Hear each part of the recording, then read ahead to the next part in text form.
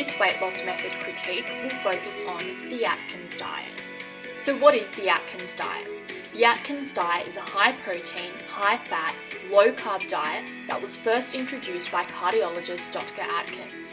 It has 4 phases, and proponents of this diet claim that you can lose weight while eating as much protein and fat as you want, so long as you avoid foods that are high in carbs. The first phase, the induction phase, is the most strict part of the diet, where you cut almost all carbs from your diet, eating under 20 grams of net carbs a day, mainly from vegetables. Instead of getting 45 to 65% of your daily calories from carbs, as recommended by most nutrition guidelines, you get only about 10%.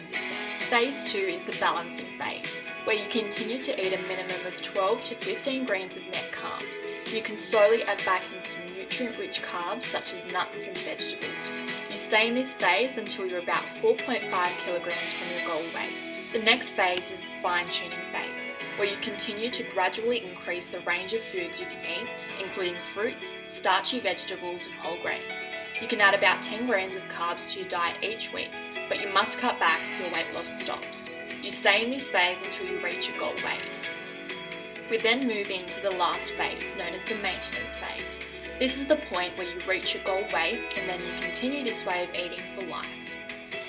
Types of foods you can eat in this diet include meats, fatty fish and seafood including salmon and trout, low-carb veggies including kale, spinach and broccoli, nuts and seeds such as almonds, macadamia nuts and walnuts, and healthy fats including extra virgin olive oil, coconut oil and avocados. Foods to avoid include sugar, grains, diet and low-fat foods, usually very high in sugar, trans fats, usually found in processed foods, and starches, including potatoes, although starches should only be avoided in the induction phase. The Atkins diet is an effective diet that transforms your metabolism from one that stores fat into one that burns fat. Your body typically uses both carbs and fat as fuel. If carbs are available, your body will use this energy source first. If these carbs aren't used up, they're stored as fat. The typical Western diet is carb heavy, which means most of us don't use up the fat that our body stores away, which is one of the reasons why we are getting fatter. When you go low carb, blood sugar and insulin levels go down since you're reducing the intake of refined and sugary carbs. One of the functions of insulin is to stimulate lipogenesis, which is the production and the storage of fat, and inhibit lipolysis, the burning of fat. Insulin is what makes the cells pick up glucose and burn that instead of fat. So when carbs are restricted and insulin levels go down, your body goes into a metabolic state called ketosis, which is where the fat isn't locked away in the cells anymore and becomes accessible for the body to use as energy to fuel daily activities. This leads to greater satiety and a reduced need for eating. Ketosis comes with lots of other health and well-being benefits, including higher energy levels, fewer cravings, and better sleep. The Atkins diet is very popular, but it also comes with a lot of criticism. Health experts, doctors, and diet specialists come from all different opinions when it comes to the Atkins diet and other low-carb diets.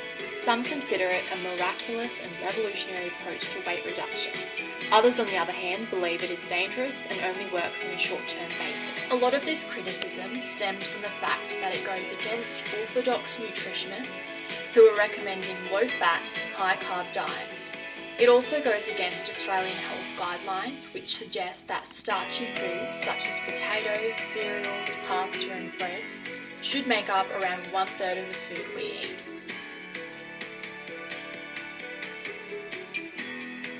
There are many typical criticisms of the Atkins diet. One of the first is that the diet is too high in trans fats, which are linked to an increased risk of heart disease. However, if you pay close attention to Dr. Atkins' guidelines and follow the program closely, you'll know that the diet actually focuses on good healthy fats. Extra virgin olive oil, nuts, avocado and oily fish, and other helpful fats are emphasised. The proper use of these oils is important to brain function and mood management.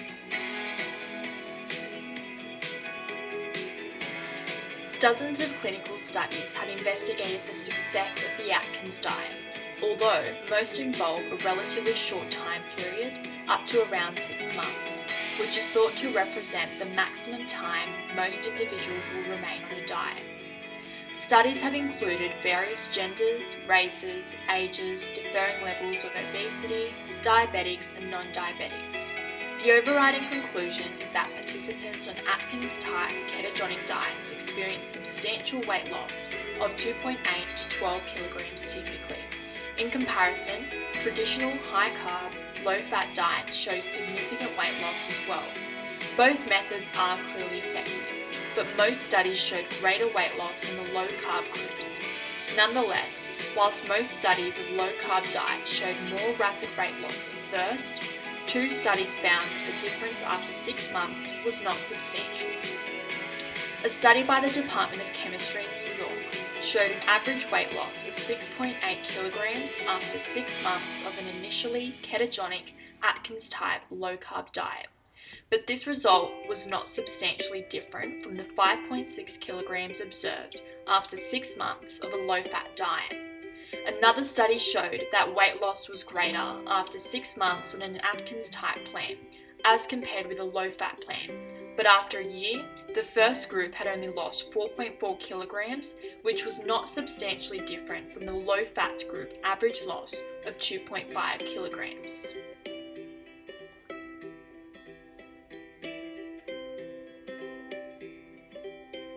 The role of water in overall weight loss is very controversial.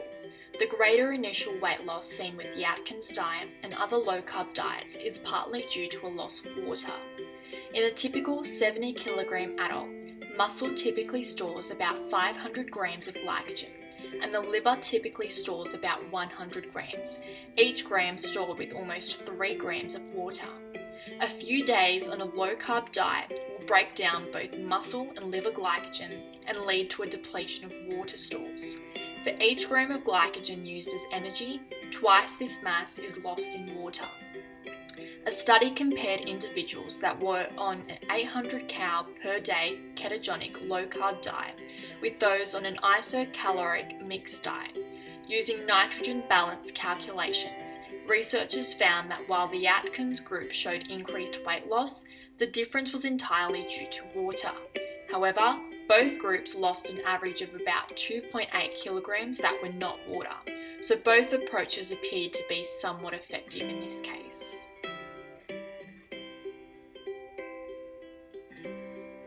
In reality, the low-carb diet is not very pleasant or enjoyable enough to be followed for a long period of time, resulting in an insignificant difference in weight loss compared with low-calorie, low-fat diets. Moreover, weight loss due to low-carb diets is unsustainable when carbs should eventually be reintroduced as a logical return to normal diets, as clearly manifested by the report of the United States National Weight Control Registry, which analysed diets of 2,681 individuals who followed a low-carb diet. The report indicated that those who maintained at least 13 kilograms of weight loss after a year or more, and who still follow a low-carb diet, made up less than 1% of the samples studied, which is not many people at all.